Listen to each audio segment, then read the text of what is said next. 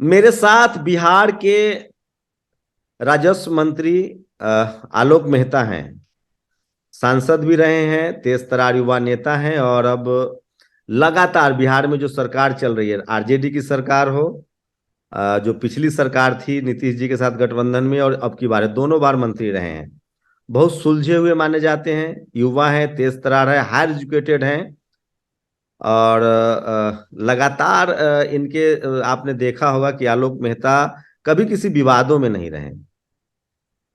एक अपना नजरिया है राजनीति करने का, लेकिन मीडिया से भी दूरी की वजह से ऐसे जो खासकर जो बैकवर्ड समाज से आने वाले जो तेज तर्रार नेता हैं, उनके बारे में आप जान नहीं पाते। मेरी कोशिश होगी कि नेशनल दस्तक पर आज पूरी दुनिया जो नेशनल दस्तक को देखता है लगभग, उनको पता चले कि ऐसे युवा तेज तर्रार और कम बोलने वाले नेता भी हैं। पहले तो जगदेव बाबू की कल आप लोग जयंती मनाने जा रहे हैं, तो उन्होंने कहा था कि पहली पीढ़ी जेल मारी जाएगी, दूसरी पीढ़ी जेल जाएगी, तीसरी पीढ़ी राज करेगी। तो आप लोग तीसरी पीढ़ी हैं, कैसा लग रहा है, क्या कहेंगे कल कल के प्रोग्राम पर? नमस्कार शंभू जी। जी थैंक यू। आपने बिल्कुल सही कहा कि कल हम लोग जगदेव बाबू की 100वीं माने वर्षगांठ का मतलब वो वर्षांत में 100वें वर्ष के हाँ, 100 अंत साल में। हो रहे हैं उनके जन्म, उनके 100 साल के हाँ हाँ, पूरे। हाँ जन्म मना रहे शताब्दी हैं। समारोह हम लोग मना रहे हैं। और हाँ। ये राष्ट्रीय जनता दल के द्वारा हम्म। जो है ये कार्यक्रम आयोजित किया गया है, हम्म। जिसके उद्घाटनकर्ता तेजस्वी प्रसाद, माननीय तेजस्वी प्रसाद यादव जी, जो बिहार के उप मुख्यमंत्री हैं, वो होंगे।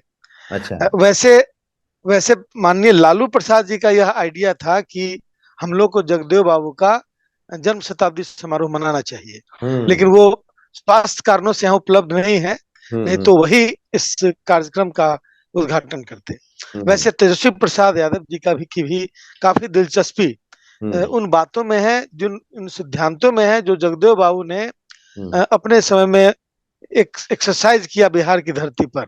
हम्म। और कमोबेश माननीय लालू प्रसाद जी ने हम्म। उसी लाइन पर चलकर हम्म। समाज के अंतिम पंक्ति और गांव के अंतिम छोर के लोगों को कनेक्ट किया था। और हम्म। उनकी भाषा अलग होगी, मछली पकड़ने वालों, मतलब चूहा पकड़ने वालों, भैंस चराने वालों, सब्जी उगाने वालों, लेकिन लेकिन वो कनेक्ट जो था वो जगदेव सर बाबू के सर मैं विचारों एक वाला है। लाइन क्लियर करूंगा।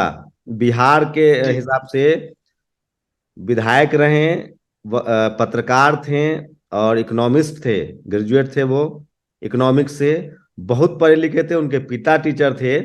एक जेपी को पूरी दुनिया जानती है जो बिहार के थे, लेकिन ये दूसरा जेपी थे जो 90% लोगों को रिप्रेजेंट करते थे, तो उनकी अंग्रेजी भी शानदार थी। पत्रकार भी जी रहे, जी जी विधायक भी रहे, 100 में 90 शोषित है, 90 भाग हमारा है। क्या लग रहा है तमाम लोगों ने एक जेपी को तो जाना जो संपूर्ण क्रांति, लेकिन जो पूरे सोशल रिफॉर्म के लिए जो जेपी था, जगदेव प्रसाद, उनको भी हम लोग जेपी ही कहते हैं, जो उन पर सबसे ज्यादा पीएचडी हो रहा है अभी, जगदेव बाबू पर जी जी। यूनिवर्सिटी और जेएनयू के बच्चे पीएचडी कर रहे हैं। सबसे ज्यादा उन पर किताबें लिखी जा रही है। कितना क्या उनका अपना ही समाज अभी नहीं समझ पा रहा है कि बिहार के ही वो जेपी थे?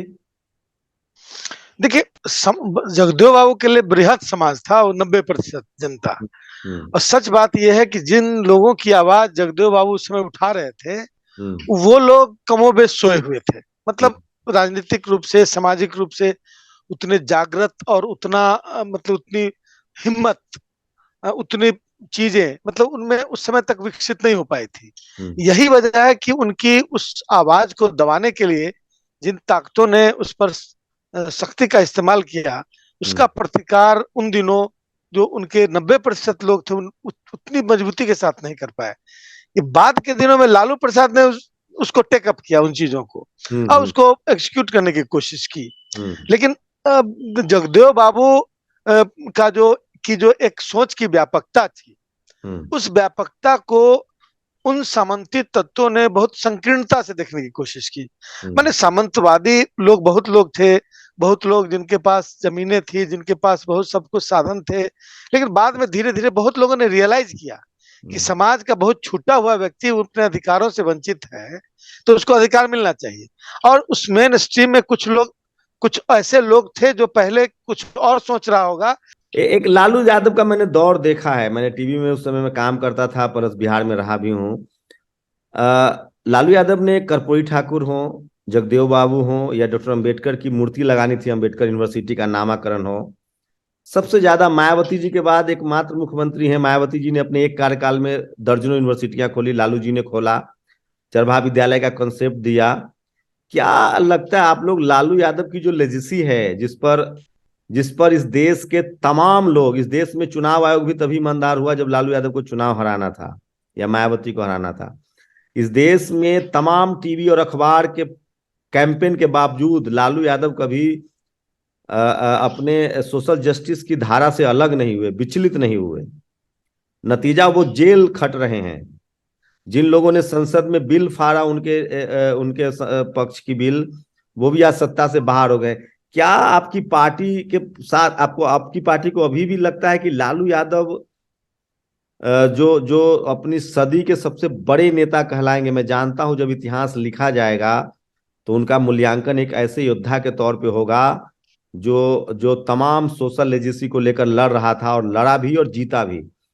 तो क्या लगता है कि जगदेव बाबू हो, कर्पूरी ठाकुर हो, या खुद लालू यादव हो, इन तमाम लोग की जो लाइन लेंथ थी, उस पर आप लोग चलेंगे, टिकेंगे? क्योंकि आपको तो धमकी दी जा रही है। आपको अभी मैंने देखा, आपने एफआईआर भी करवाया है, आपने सोशल जस्टिस की बात की, और आपको गोली मारने और जान मारने की धमकी दी जा रही है। तो आप लोग ये कंप्रोमाइज धमकियां, जाएंगे? धमकियां तो मिलती ही रही हैं। जब लालू जी को भी धमकी मिली थी एक हम्म। जमाने में, और जितने भी लोगों ने कुछ इस तरह के रिफॉर्म्स का काम किया है, हम्म। सबको इस तरह के की परिस्थिति को झेलना पड़ा था।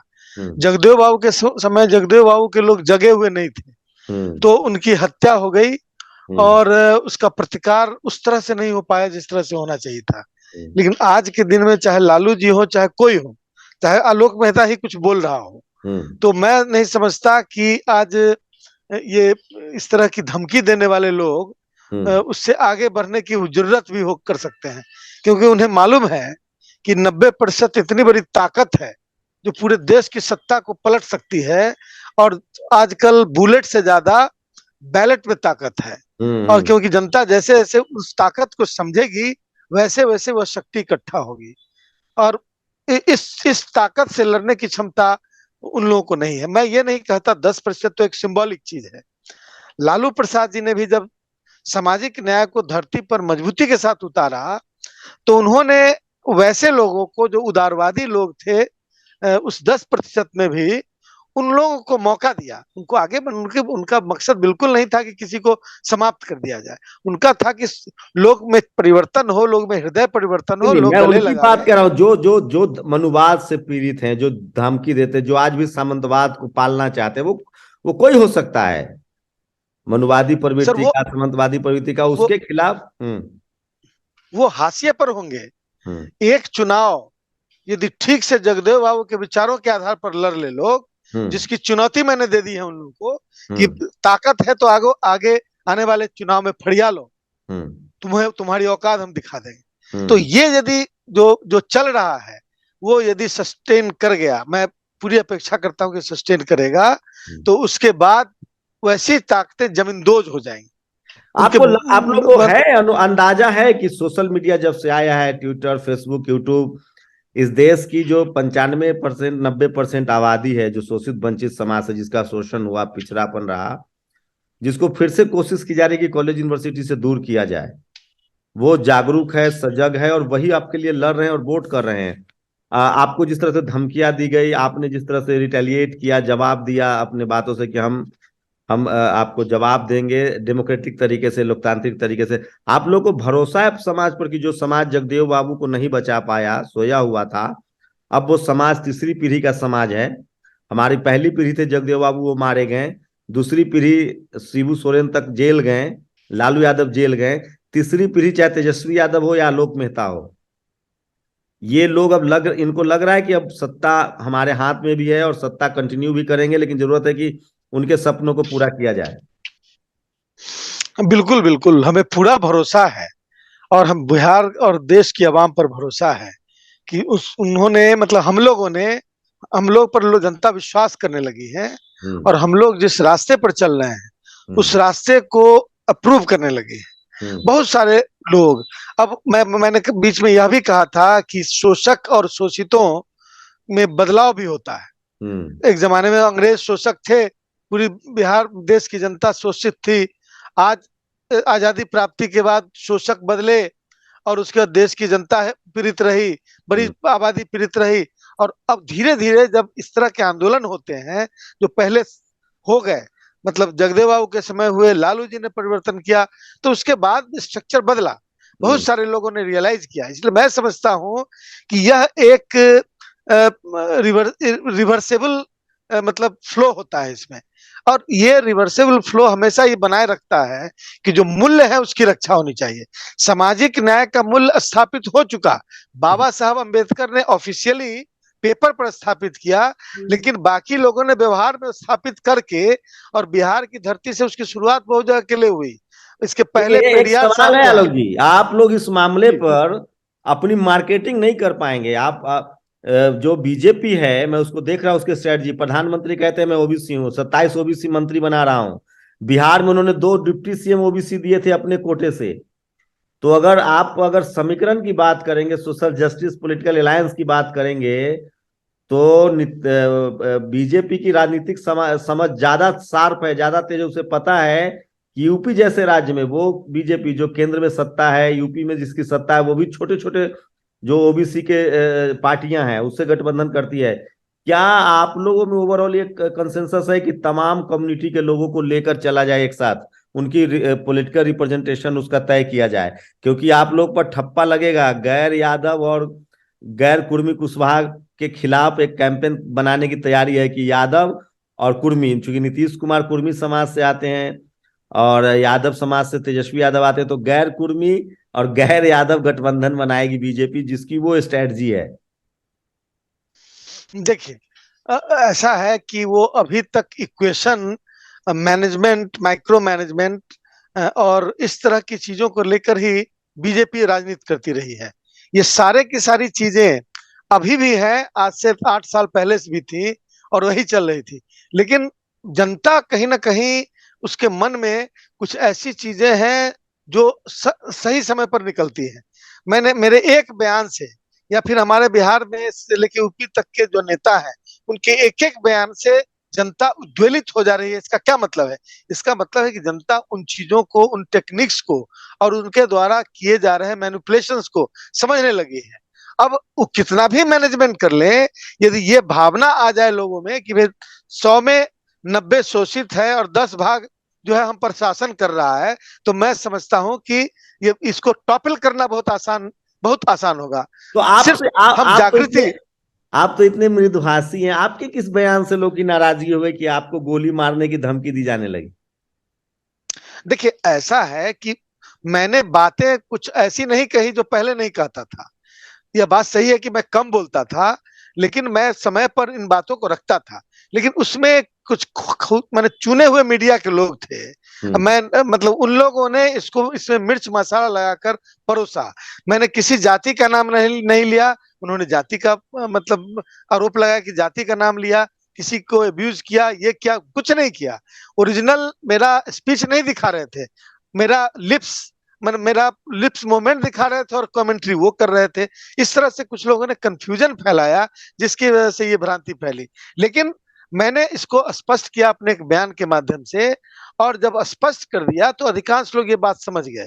फिर भी कुछ लोग ऐसे अटके हुए थे जैसे लग रहा था कि उनका कोई पूर्वाग्रह हो।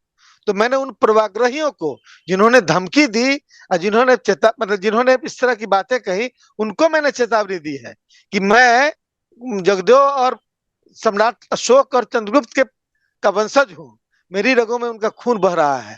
मैं कोई चूड़ी पहन के नहीं बैठा, उनके औकात दिखा एक दूंगा। सीरियस थ्रीट है, आप बिहार सरकार के कैबिनेट मिनिस्टर हैं और आपको थ्रीट किया जा रहा है सरेआम फोन पर। क्या उस एप्लीकेशन के बाद कार्रवाई हुई है उन लोगों पर? कोई गिरफ्तारी हुई?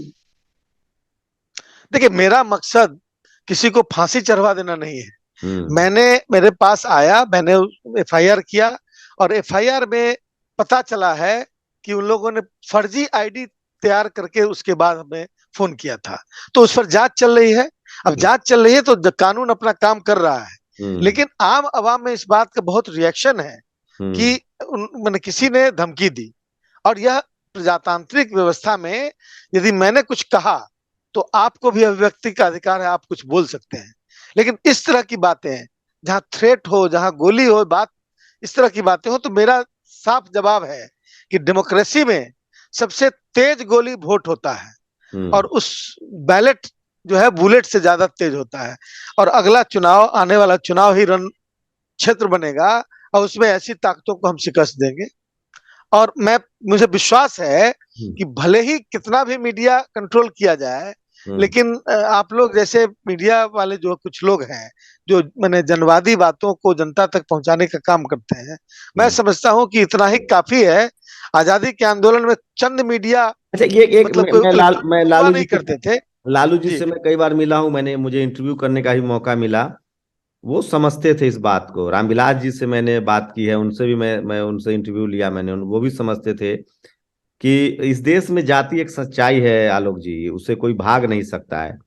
क्या जो युवा नेता हैं हमारे, मैं उनसे मेरा इंटरेक्शन बहुत कम है, क्योंकि मुझे लगता है, मेरी अपनी एक धारणा बनी हुई कि उनकी, चूंकि हम चाहते भी नहीं कि वो उस तकलीफों से निकले।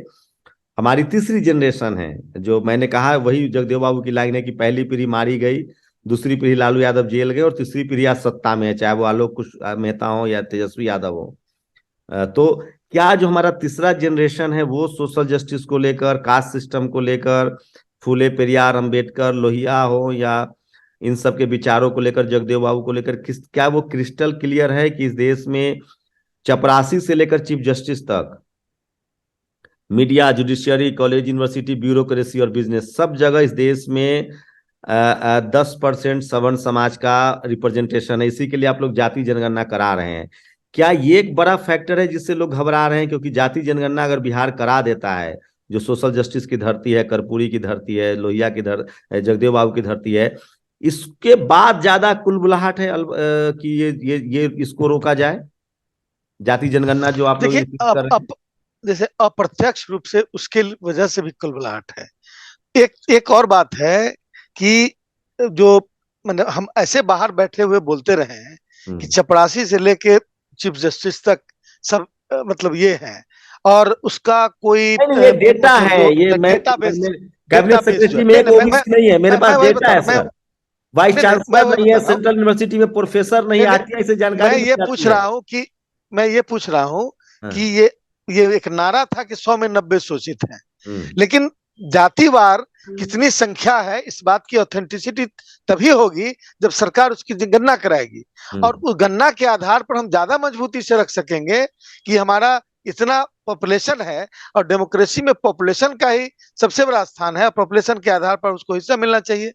अभी तो अब दूसरी बात है कि सोशल इनजस्टिस जब जातीय आधार पर हुआ, तो सोशल जस्टिस का आधार दूसरा नहीं हो सकता, वो भी जातीय ही होगा। तो भारत ये के दो संविधान तर्क में ही है। डॉक्टर अंबेडकर का प्रावधान है कि जी एजुकेशनल जी, बैकवर्डनेस, अनटचेबिलिटी और सोशल बैकवर्डनेस, यही तीन पैरामीटर सोशल बैकवर्डनेस। रिजर्वेशन के। हाँ, नहीं तो जब भी सोशल जस्टिस की बात होती है तो हम्म। उसे जातिवाद का नाम दिया जाता है। ये सब तमाम चीजें, अब अभी आलोक मेहता की बात पर रिएक्शन, वो रिएक्शन हो सकता है कि जातीय जनगणना के विरुद्ध जो मन में गुबार रहा हो वो भी निकल रहा हो, वो मतलब इस तरह की चीजें अप्रत्यक्ष रूप से प्रकट होती है। तो ये तो बिल्कुल रिलक्टेंस, बहुत नेचुरल रिलक्टेंस है। और कभी तेजस्वी प्रसाद जी स्वभाव से एक सरल व्यक्ति हैं, और उनका मैं नेचर जो देखता हूं, उनको ये लगता है कि हम यदि इस वजह से किसी तरह का डिफरेंस हुआ तो उस डिफरेंस को हम पाटे और एक बृहद समाज बनाने की कोशिश करें। लेकिन उसका कतई मतलब नहीं है कि हम सोशल जस्टिस के किसी भी हिस्से को हम भूलें, बल्कि जातीय जनगणना कराने के मामले में उन्होंने अपनी गंभीरता इस कदर दिखाई कि हम्म। शुरू से अंत तक नेता प्रतिपक्ष रहते हुए उन्होंने उसके उस संदर्भ में काफी आवाज उठाई, और उस मामले में उन्होंने सत्ता पक्ष से हाथ मिलाकर राष्ट्रपति से लेकर प्रधानमंत्री तक मिलने का काम किया। अब सवाल उठता है कि ये काम सत्ता में आने के बाद हमारी प्राथमिकता है, और यही दिखलाता है कि हम सोशल जस्टिस के प्रति कितने संवेदनशील हैं। और हमारी सरकार यदि रही और आगे भी रहेगी तो निश्चित रूप से इस पर गंभीरता से काम करेगी। मैंने तो कई लोग का, ये एक और सवाल है, साहू जी महाराज ने पहले रिजर्वेशन दिया था, उन्होंने अपने स्टेट में जितने नौकरी पेशा लोग थे उन्हीं की गिनती करवा ली थी कि किनका नौकरी में रिप्रेजेंटेशन है। ये भी एक तरीका है। खैर, बिहार सरकार कल 1 तारीख को पटना के आसपास हैं, आप लोग तो जुड़ सकते हैं। जगदेव बाबू की जन्म शताब्दी मनाई जा रही है। वो जगदेव बाबू जो कहते थे कि 100 में 90 शोषित है, 90 भाग हमारा है, बिहार के लेनिन जैसे संज्ञा दी गई। और मैं आपकी जानकारी के लिए बता दूं कि जेपी के नाम से वो मशहूर थे, लेकिन चूंकि टीवी और अखबार आपके पास नहीं है, प्रचार का माध्यम नहीं है, तो आपके तमाम उन जन नेताओं को, तमाम उन सोशल एक्टिविस्टों को, बाबा साहब को भी दफनाने की कोशिश हुई है, दफन करने की कोशिश हुई है। जगदेव बाबू के साथ भी वही हुआ, लेकिन जैसे जैसे उनकी नस्लें पढ़ती लिखती जा रही है, उन पर किताबें पीएचडी हो रहा है। तो कल पटना में बड़ा भव्य प्रोग्राम है, आप लोग शामिल हो सकते हैं।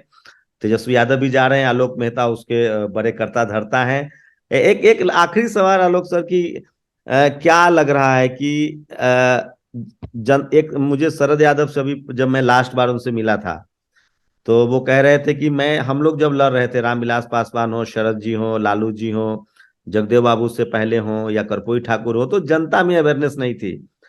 अब जो जनता, मैं जो एक पत्रकार के तौर पे देख रहा हूं, मैंने लगभग पूरा देश नापा है, गांव गांव गया हूं, बिहार चुनाव हो या हर जगह, जनता बहुत जागरूक है। लेकिन जो पॉलिटिकल स्टैंड रामविलास पासवान का, लालू जी का या शरद यादव का या ये होता था, कर्पूरी ठाकुर का होता था, वो स्टैंड हमारी अब जो यूथ पॉलिटिकल लीडरशिप है, जैसे अखिलेश जी अब बोलना शुरू कर चुके हैं कि भैया आपने मुझे शूद्र बना दिया, तो वो लगता है चूंकि आप युवा नेताओं में सबसे सीनियर आप हैं, चूंकि आप संसद भी रहे हैं, बिहार विधानसभा में भी शायद तीसरा टर्म है आपका, 2 बार से मंत्री हैं आप, तो क्या वो क्रिस्टल क्लियरनेस आ गई है कि नहीं, सोशल जस्टिस की लड़ाई अब आगे बढ़ेगी? क्योंकि मुझे कई नेता मिलते थे, वो कहते थे कि कब तक चलेगी इसकी लड़ाई। मैंने कहा था कि जब तक इस देश के लोग सब पढ़ लिख नहीं जाएंगे, और जैसे जैसे पढ़ते लिखते जाएंगे, सोशल जस्टिस की लड़ाई आगे बढ़ेगी। क्योंकि अमेरिका में आज भी ब्लैक कम्युनिटी, चाहे वो ऑस्कर हो, चाहे मूवी हो, चाहे स्पोर्ट्स हो, हर जगह वो अपना रिप्रेजेंटेशन खोज रहा है। अभी तो भारत में ये शुरुआत हुई है।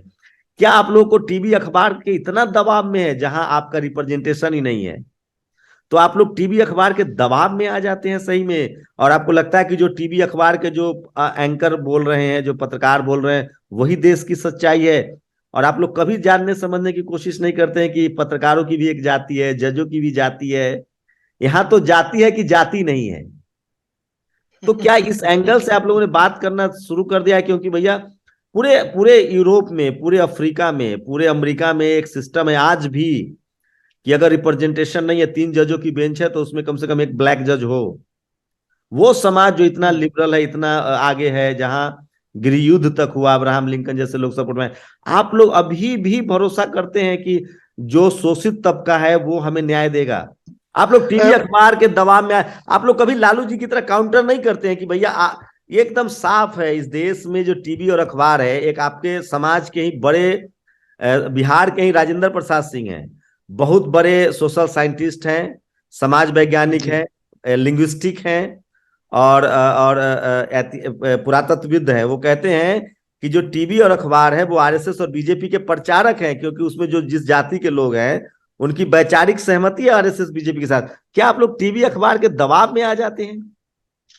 ऐसा है कि आम आवाम को परोस कर जो दिखाया जा रहा है, वो चीज है जो दिखाना चाहते हैं।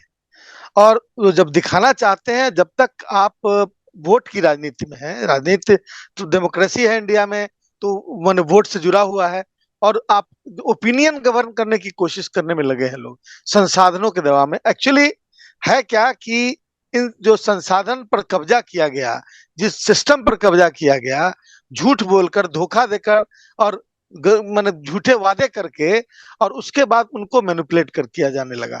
इतनी बड़ी ताकत एक साथ लगकर जनता को मैनिपुलेट करने, जनता के ओपिनियन को गवर्न करने की कोशिश कर रही थी। अब ऐसे में आप सोच लीजिए कि एक छोटी सी बात जो हमने उठाई, और वो एक इनफ्लेमेबल मतलब मटेरियल की तरफ धधक गई, तो इसका मतलब है कि कहीं ना कहीं छुपा हुआ है, और दबाव जरूर है, इसमें कोई शक नहीं है कि यहाँ के पॉलिटिकल लोग भी इस दबाव में हैं। अब हमेशा मैंने किसी को बदनाम करने की कोशिश, जो यदि अच्छा कर रहे हैं, यदि आप मैंने अपोजिशन में है तो उसको नस्तराबूत कर दो, इस तरह की कोशिश जो होती रही है, तो उसका दबाव जरूर नेताओं पर है। जेल जाने और इस करने से और इस तरह के दबाव डालने से बहुत ज्यादा घबराहट तो नहीं है, क्योंकि लोग अकस्टम्ड हो गए हैं। और यही वजह है कि आज भी उन चीजों को लेकर हम लोग खड़े हैं, अड़े हैं। और हमारे अरे पार्टी सर के भी नेता। सुनिए सर, आलोक हाँ। सर, सुनिए सुनिए सुनिए, अब मुझे इंटरप्ट करना पड़ेगा। आप तो इतने पढ़े लिखे हैं। इस देश में 65 साल कांग्रेस ने राज किया है। डॉक्टर अंबेडकर मीडिया को कांग्रेस मीडिया कहते थे जब बीजेपी नहीं थी, क्योंकि सवर्ण समाज का जो झुकाव था वो कांग्रेस की तरफ था उस समय। डॉक्टर आज 31 जनवरी है, खास दिन है। 100 साल पहले डॉक्टर अंबेडकर ने मुकनायक की शुरुआत की थी, अपना अखबार निकाला था। साहू जी महाराज फंड करते थे, आपके ही पूर्वज लोग। डॉक्टर अंबेडकर उसको कांग्रेस मीडिया कहते थे। आज राहुल गांधी, जो जो ममता बनर्जी ब्राह्मण समाज से आती है, नवीन पटनायक बीजू पटनायक के बेटे ब्राह्मण समाज से आते हैं, राहुल गांधी जिनकी 60 साल राजनीति में प्रधानमंत्री के घर से निकले हैं, वो सरेआम कह रहे हैं कि मीडिया हमारे साथ नहीं है। और बिल्कुल नहीं है। आप लोग किस गफलत में जीते हैं कि जो SC ST नहीं नहीं, ओबीसी माइनॉरिटी का हम पॉलिटिकल लीडरशिप हो वो नहीं नहीं, हम पत्रकारों लोग से कहाँ बच इस बात। पाएगा। जो मीडिया अब कांग्रेस के साथ नहीं है वो अखिलेश नहीं नहीं यादव नहीं और नहीं मायावती और तेजस्वी यादव और आलोक मेहता के साथ आएगा। नहीं नहीं, या कहाँ तो आप कहाँ लोग बोल रहे भोले हैं हम। हैं। एक मिनट सर, करवा बुरा लगेगा। हाँ। या तो आप लोग बहुत हाँ, भोले नहीं हैं नहीं या बहुत नादान है। नहीं नहीं, हम लोग बिल्कुल ये महसूस नहीं कर रहे हैं कि पूरा मीडिया जो है हमारे साथ है खड़ा। हम इस बात को महसूस कोई करते भी हैं, टेलीविजन इसलिए हमने। अखबार जो कॉर्पोरेट अरे भाई, मीडिया है, मीडिया जो है, राहुल मीडिया गांधी के भारत लोग। जोड़ो यात्रा में, सर राहुल गांधी भारत जोड़ो यात्रा में एक ही लाइन बोल रहे हैं कि टीवी अखबार हमारे साथ नहीं है, टीवी अखबार हमारे खिलाफ है। जो टीवी अखबार कांग्रेस के खिलाफ है, जहां सबसे ज्यादा हाँ सवर्ण वो। आज भी हैं, क्या वो लालू यादव के साथ हो सकता है? वो नीतीश कुमार के साथ हो सकता है? अखिलेश यादव के साथ हो सकता है? मायावती जी के साथ हो सकता है? नहीं नहीं, मैं हम कहा कब हमने कहा या हम लोगों ने कहा कि मीडिया हमारे पूरी तरह साथ है। मैं आपको बता रहा हूं कि ये यहाँ पर मीडिया डिबेट में बैठते जब हैं, तो एंकर ऐसे बात कर रहा होता है कि जैसे वो भारतीय जनता पार्टी का कोई हार्डकोर मेंबर हो। तो ये इसको करेगा तो ना हम सर। रोज फेस अरे करते हैं। करेगा ना सर, क्यों नहीं करेगा? देखिए तो फिर आप उसको उसको आप कहा अपने मीडिया, उसको समाज, तो हम समझ। सर क्यों हम नहीं करे मीडिया में आप? जब जाते हैं, अरे हम सर मीडिया क्यों में जब नहीं जाते हैं करेगा? डिबेट में। अरे सर आप हम लंदन, मीडिया। आप CNN BBC में, मैं बहुजन समाज से हूं। मैं संवैधानिक, मैं पत्रकार हूं। मुझे लगता है मैं तो उस विक्टिम के साथ हूं। लेकिन जी। जो जो पत्रकार जिस जाति का, वो अपने जातीय हितों की, मैं कह रहा हूं कि क्या हमारी, करने दीजिए उनको। मैं जातीय हितों की रक्षा लोग कर रहे हैं अपने अपने, तो क्या ये बात उन लोगों को समझ में नहीं आती है जो उस कम्युनिटी से नहीं है? नहीं नहीं, बिल्कुल आती है, आती है बिल्कुल समझ में। अब ठीक है, जब हर व्यक्ति का अलग अलग है, लेकिन दबाव जो है, इस बात का दबाव महसूस दूसरे रूप में किया जा रहा है कि हमको लगता है कि जब हम डिबेट में जा रहे हैं, तो हम जा रहे हैं भारतीय जनता पार्टी से मोर्चा खोलने जा रहे हैं। हम ये मान के बिल्कुल नहीं जा रहे हैं कोई निष्पक्ष व्यक्ति एंकर के सीट पर बैठा हुआ हो और उससे हम अपेक्षा करें कि हम जो कर रहे हैं उसको जस्टिस के साथ दिखाने की कोशिश तो कर रहा जगदेव है। बाबू ही ये तो पत्रकार बिल्कुल। थे। आप लोग अपनी कम्युनिटी में पत्रकार तो बनाइए कम से कम। या देखिए डीएम के, देखिए दवित मुनेत्र कड़गम, जो जो करुणानिधि की पार्टी है, उनके पास अपना पूरा, जयललिता थी उनका अपना सेंटर था। ममता बनर्जी ने इन्वेस्ट किया है, नवीन पटनायक अपना चैनल चला रहे हैं स्पॉन्सर करके। क्या आप लोग को नहीं लगता है कि नहीं, अब तो हर उस पार्टी का दिशा में मुखपत्र होता था? हम पार्टी की ओर से यह तय हुआ है। पार्टी ने एक पहल की है कि एक मुखपत्र इसका राष्ट्रीय जनता दल के नाम से निकल रहा है, और हम्म, पिछले 2 साल से निकल रहा है। हम्म। और आगे हम लोग यह प्लान कर रहे हैं कि मतलब एक चैनल के बारे में भी सोचे, और उस पर विचार हो रहा है। कांग्रेस बहुत ने जल्द शुरू कर एक दिया चैनल सर से अपना, हम इंडियन खुलेंगे। नेशनल कांग्रेस के नाम से यूट्यूब चैनल है। राहुल गांधी का अपना यूट्यूब चैनल है, जी जी। प्रियंका जी का है, कांग्रेस का है। 150-200 लोग की पूरी डिजिटल टीम है उनके पास। हाँ हाँ हाँ। नहीं नहीं नहीं, बिल्कुल हम लोग भी उस दिशा में बढ़ रहे हैं, और हम लोग को मुकाबला करना है। और चाहे जैसे करना पड़े, वो मीडिया एक एक फैक्टर है, लेकिन बाकी जो हम लोग का जो डिसेंट्रलाइज्ड अप्रोच होना चाहिए, उस दिशा में भी हम लोग प्रयास कर रहे सर हैं। एक आखिरी और सवाल, जो। एक आखिरी जी। सवाल कि जगदेव बाबू की जो शताब्दी जयंती मनाने जा रहे हैं, उसके उसके लिए मुझे लगता है इस देश के तमाम लोग आप लोग को बधाई देंगे। जाति जनगणना को लेकर आप लोग, पता नहीं बिहार में क्या रुझान है, लेकिन पूरे देश की नजर है आरजेडी की तरफ और नीतीश जी की तरफ और तेजस्वी यादव की तरफ, जो ये पहल हो रही है। कि जाति जनगणना, क्योंकि सारे मैं तेलंगाना, आंध्रा, तमिलनाडु सब जगह से घूम के आया हूँ, जाति जनगणना को लेकर पूरा देश बिहार की तरफ देख रहा है। जगदेव बाबू की जन्म शताब्दी पर और क्या रोड मैप है आप लोग का कल पटना में कार्यक्रम के अलावा? हम लोग जातीय जनगणना को बहुत ही सकारात्मक रूप से सहयोग करके और उसको पूरा करवाएंगे। दूसरी तरफ हम लोग जो सोशल जस्टिस का जो एजेंडा राष्ट्रीय जनता दल कर रहा है, जगदेव बाबू के जो विचार रहे हैं, उनको लगातार विकेंद्रीकृत रूप से अंतिम समाज के अंतिम पंक्ति तक हम लोग पहुंचाएंगे। बहुत कुछ एक झटके में पहुंच गया, हर जिला में 1000-2000 लोग सड़क पर उतर रहे हैं हम लोग के इस सवाल पर, और हमें बहुत लगता है कि जल्द ही अंतिम पंक्ति तक लोग पहुंचेंगे। और जो मैनेजमेंट की पॉलिटिक्स है, जो माइक्रो मैनेजमेंट की पॉलिटिक्स, उसको करारा जवाब हम देंगे। और यही जानकारी और जो जागरूकता, यही हमारा सबसे बड़ा हथियार होगा। वोट जो है पहले दबाव में कभी डाला जाता था, आज इंडिपेंडेंट होगा तो आम आवाम इन चीजों के प्रति निश्चित रूप से रुझान होगा उसका, और हमारी मजबूत सरकार बनेगी। हमारे जो पुरखों के जो एजेंडा है, जो उनके विचार रहे हैं, उस पर आधारित सरकार और विकास का मसौदा बनेगा। हम समझते हैं आप कि लोग जो को हम चाहते अंदाजा हैं है, उसके बहुत करीब पहुंच जाएंगे। आप लोग को अंदाजा है, आप लोग विपक्ष के तौर पे और इस देश के 90% बहुजन समाज के तौर पे आखिरी उम्मीद है लालू यादव, आरजेडी और बिहार। कभी महसूस मतलब किया आप लोग?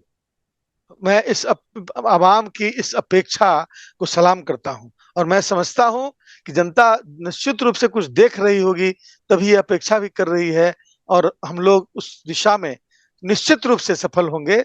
उस दिशा में हम लोग कार्यरत भी हैं। शुक्रिया सर हमारे साथ बातचीत करने के लिए और हमें समय देने के लिए। तो ये थे बिहार के राजस्व मंत्री और धन्यवाद। युवा नेता आलोक मेहता। और कल अगर आप पटना के आसपास हैं तो शहीद जगदेव बाबू, मैं फिर कह रहा हूं, बिहार के लेनिन, अगर वही, मैं एक बार फिर कह रहा हूं, जाति जाति नहीं है, अगर यही जगदेव बाबू किसी और कम्युनिटी में पैदा होते, खासकर सवर्ण समाज में होते, तो वो भारत रत्न मिलता उनको। लेकिन उनको एक जाति के नेता कहकर घोषित, सीमित कर दिया गया, जो आज से सोचिए 100 साल पहले पैदा हुए थे और जिन्होंने पत्रकारिता भी की, मुख्यमंत्री भी बनाए, उन्हीं की लड़ाई है। जैसे पेरियार की लड़ाई है तमिलनाडु में, जो सरकार चल रही है डीएमके की सोशल जस्टिस की, जगदेव बाबू की लड़ाई है बिहार में, जो वहां शोषित वंचित की सरकार चल रही है। लालू जी ने इसको माना था। आप लोग अपनी प्रतिक्रिया जोड़ दीजिए, और पटना में है तो जरूर जाइए। शुक्रिया सर। नेशनल दस्तक की आपसे गुजारिश है कि अगर इसको बचाना चाहते हैं तो नेशनल दस्तक को सब्सक्राइब करने के लिए रेड कलर के सब्सक्राइब बटन को दबाएं, फिर बेल आइकन की घंटी दबाएं। नेशनल दस्तक को बचाने के लिए बहुत जरूरी है कि हर खबर को शेयर करें, लाइक करें, कमेंट जरूर करें।